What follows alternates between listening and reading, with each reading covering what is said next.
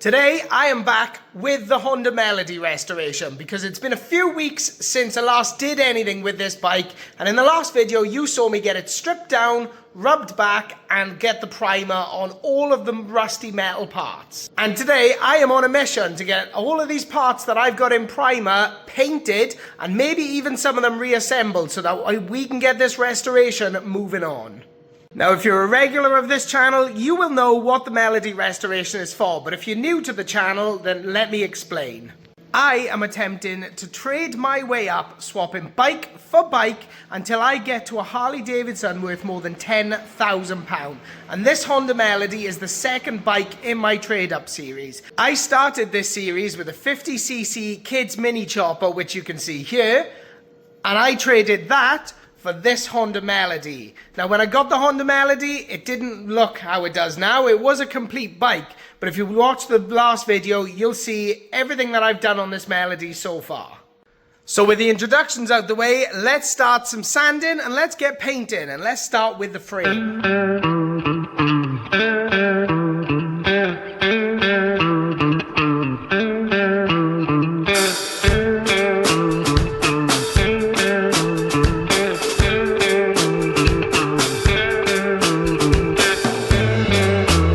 Okay, the frame has now had a light sanding over the primer. I've dusted all the dust off. I've rubbed it with some rubbing alcohol just to make sure any grease or any fingerprints or anything has been taken off and any of the dust is gone. So now let's throw some paint on it.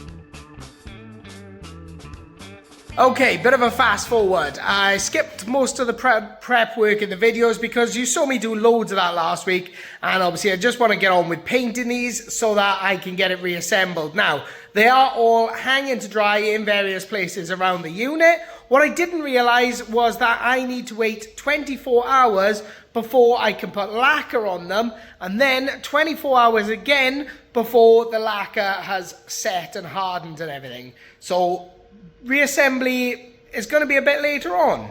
Now, you might be wondering why the petrol tank is already black when you've just seen me rubbing that down, and that's because during the week without filming I just had a go at painting it to see how it turned out. Wasn't really happy, the paint reacted a little bit, so I'm glad I tested that out because it then meant that I knew roughly what I needed to do or do differently between painting that and painting these parts to stop the same thing happening. But obviously I've done a bit of prep on the tank, so I will repaint that petrol tank, and hopefully it turns out better than it did the first time round. But for now, because I have to wait for all these to dry for 24 hours according to the paint, we're gonna have to wait. So you're gonna cut back to me tomorrow when I'm actually starting to put some lacquer on these. And a new day has begun, and I have started with some clear coat. I've got a couple of coats already on the petrol tank back there, and some on the little bits back there. Let's take a look. That is looking shiny. That is looking relatively shiny. They're looking fairly shiny. Now, I'm not 100% sure how many coats of clear coat I need to do, or lacquer, because I've done 2 on each of those. I think I'm aiming for about 3 or 4 coats, but I've still got a lot of parts to do. So let's start spraying some.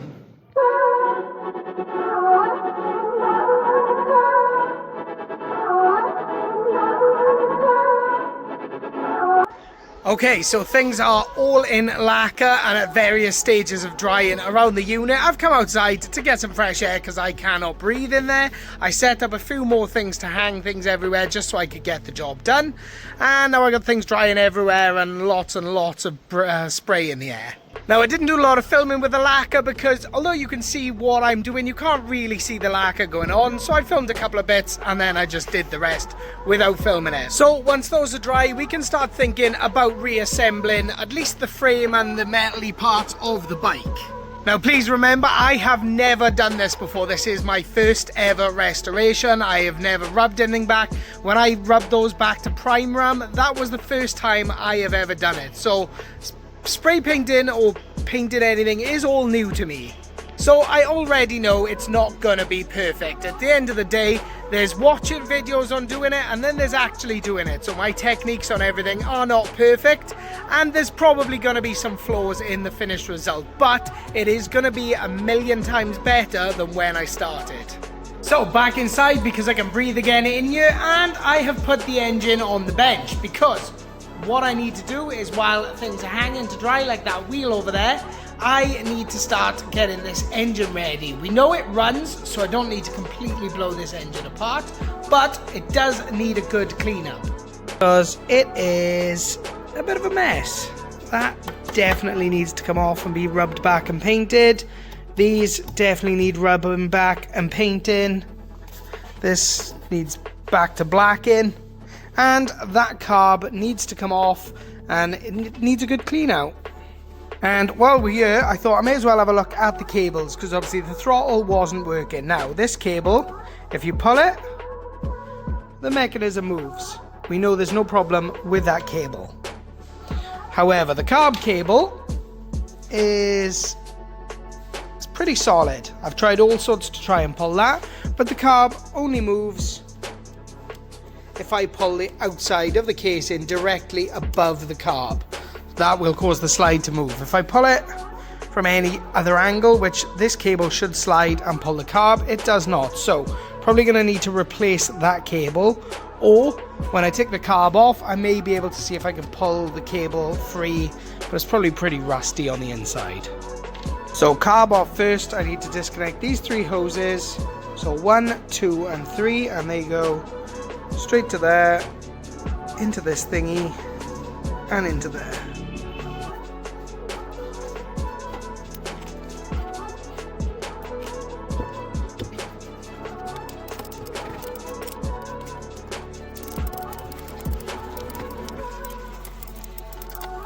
So with the carb, if you watch the earlier videos, you know that the fuel tap has got a broken seal inside and is leaking fuel. So we can take that off, throw that away, because I've got a new one. So the screws on the carb are pretty rusty. We're going to break out the JIS to make sure we got the proper screwdriver for the job. 1,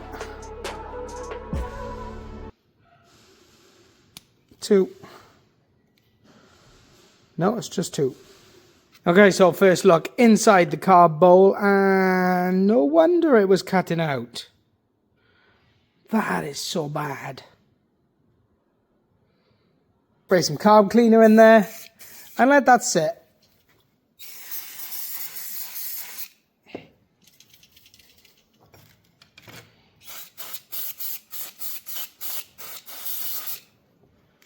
That carb is shockingly bad. I mean, I knew it was going to be bad, but I didn't think it was going to be quite as bad as what it is. So I think I'm going to order some carb cleaning stuff for my ultrasonic cleaner, and I'm going to come back to that later on. I think for now, I can at least start taking some bits off the outside of the engine so that I can start getting that tidied up. And I think the next thing should be this metal cover, heat shield, whatever it is. If we just get that off there.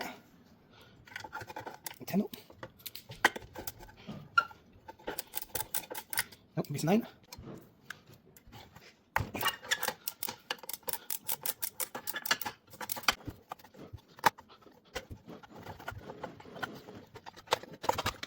There is actual cobwebs under it.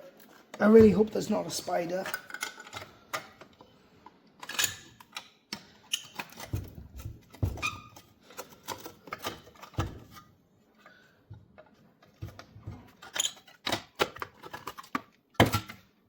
That would have been so much easier if I'd just done it properly and taken this off, but you live and you learn. So I think it is time to start getting this cleaned up, which means drill brush time.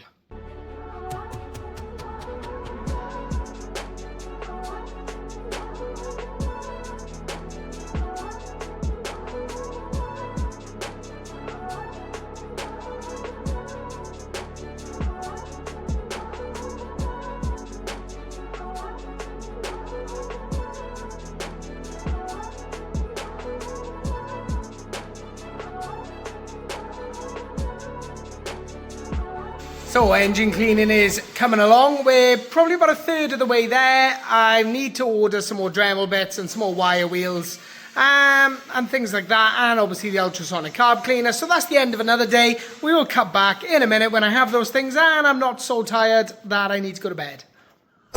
And a new day has begun already. I have got my ultrasonic carburetor cleaning fluid, so we're going to put that in the ultrasonic cleaner.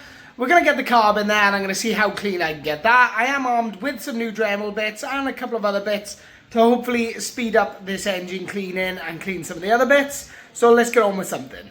And that first something should definitely be getting this carb in the ultrasonic cleaner, because that, it's not going to do anything the way it is. So let's get some before shots and some after shots of the ultrasonic cleaning.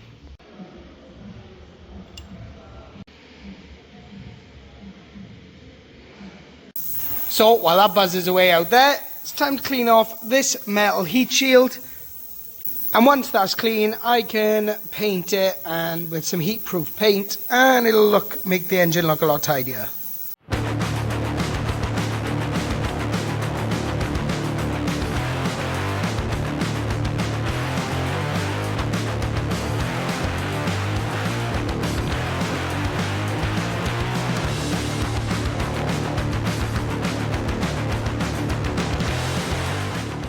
Okay, so that actually cleaned up quite nicely and quite quickly. I mean, you saw that a couple of minutes ago. It was absolutely caked in rust.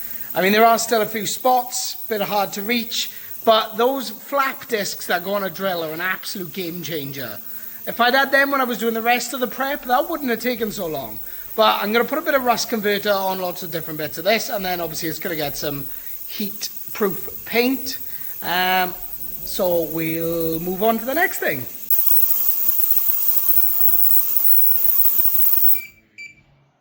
And the next thing is the carb, because it's been in the ultrasonic cleaner for 30 minutes on a pretty high temperature. I don't know what it's going to look like now, but I did put it in pretty much fully assembled, so we'll see how it looks, and then obviously we'll start taking some other parts off it to make sure they go through clean on the second blast.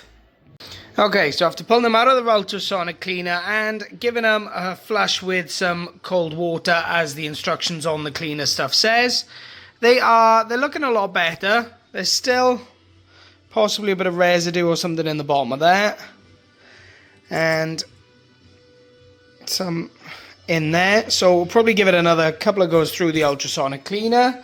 But I mean, the float is a lot better. All the other bits, I mean, it is a lot better, but we're going to keep going. Okay, while the carb is on another cycle in the ultrasonic cleaner, I guess it's time we look at the results of my handiwork with the actual painting I've done so far on the forks, the frame, the wheels, and the other little bits and bobs. I guess we can start with the tank, which for the most part is alright. It looks a lot better than it did. The top is a little bit rough. I definitely should have done better on the prep work, but it is considerably better than when I started. Then there is the brake carrier or brake hub, whatever this piece is actually called, which is really not bad at all. I quite like how that has turned out. Then there's the rear wheel.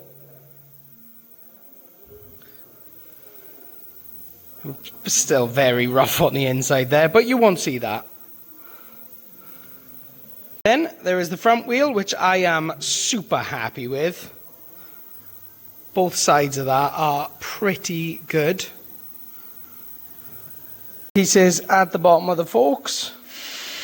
The handlebars, which if we consider how bad they were to start, I'll see if I can cut to a video of that now. As you can see, the handlebars and the nut and everything that goes with the handlebars was super rusty to begin with. They look leagues better. Not perfect by any means, but so much better. And there's the frame, which again was so much better than when I started, because that was really bad and really rusty. Forks, which are still hanging over here, but there is a bit of a problem with the forks. When we get up close, you can see the paint has reacted a bit, or quite badly, and I really should have not clear coated over that. So overall, I don't think any of that was too bad for my first attempt, but I am going to redo the forks because out of all the parts I've done other than the wheels, the forks are basically the only other bit you see because everything else is covered by the plastics. But the forks, they do stick proud at the front, you do see them. So really, I need to redo those because they don't look very good at all.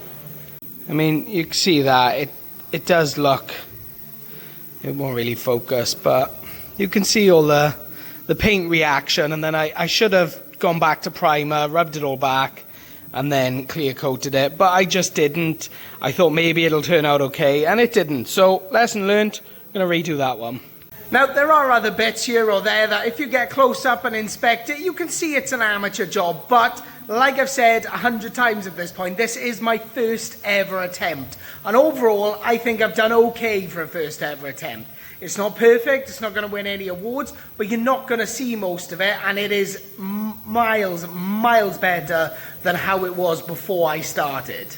And one thing that has just dawned on me is how many parts are in there that I still need cleaning up and tidying up, and then going back onto the frame. And then, after I've done all of that, there is still the plastics to sort out and tidy up. So there is still an absolute mountain to climb with this little moped. I thought I was making good progress, and I mean I might be making good progress, but there's clearly a lot still to do. And I know I'm kind of jumping from one thing to the next thing to the next thing while I'm doing this, but it's simply because while things are sitting, like the ultrasonic cleaner and the piece with the rust converter on, I'm trying to do something else to keep this moving along rather than just finishing one thing, which might take a few hours, and then moving on to the next. I'm just trying to keep the progress going. Now, I genuinely didn't realize it was going to be as much work as what it is, and I thought in this video I might start getting some things actually reassembled, at least onto the handlebars or a few bits back on the frame, but that is not going to happen. One, because I need to redo the forks, and two, even if I had managed to do the forks correctly and put them back on the bike, I still need to order wheels and tyres, or inner tubes and tyres, to go on the rims, because the old ones were no good. And of course, there's the box of bits with lots of things that still need cleaning up. And the engine is only half clean, and the carb, well, it's still in the ultrasonic now, so I don't know the results of that yet either. So while I've made lots of small progresses in this video, the big progress I think will come in the next video when I've actually got a lot of things sorted out and we can start putting some parts back on the bike and maybe even start tackling the plastics. But that video is probably not going to be for another couple of weeks because I have got a couple of things that I need to do over the next couple of weeks. You may be wondering what's under this sheet here. I'll give you a clue, but you're not seeing any more than that. And of course, I finally want to see if I can get the Yamaha running because I have freed up some money to actually maybe start getting that thing finished. And in between all of that, I'm going to keep doing a few bits on the Melody here or there when I got a few minutes spare, just to keep the progress going so that we can keep this restoration ongoing so that the next film is a big film where I'm actually hopefully getting it reassembled, or at least most of it. So as we bring this video to an end, it's time for my dad joke, which is now going to be a weekly feature of this because a lot of you liked my dad joke from last week. What do you call a laughing motorcycle? A Yamaha ha ha. Thank you and good night. Now, as always, if you've enjoyed this video, then make sure you give it a thumbs up. If you liked my dad joke, let me know in the comments. And also let me know in the comments what you thought of all my paint work. Good or bad, things I could do maybe that I'm not aware of, like when I'm doing prep work or painting. You know, just let me know in the comments what your thoughts are. And if you don't want to miss the rest of this restoration and the other things that I've got coming on the channel very, very soon, then make sure you hit that subscribe button. And as always, thank you so much for watching.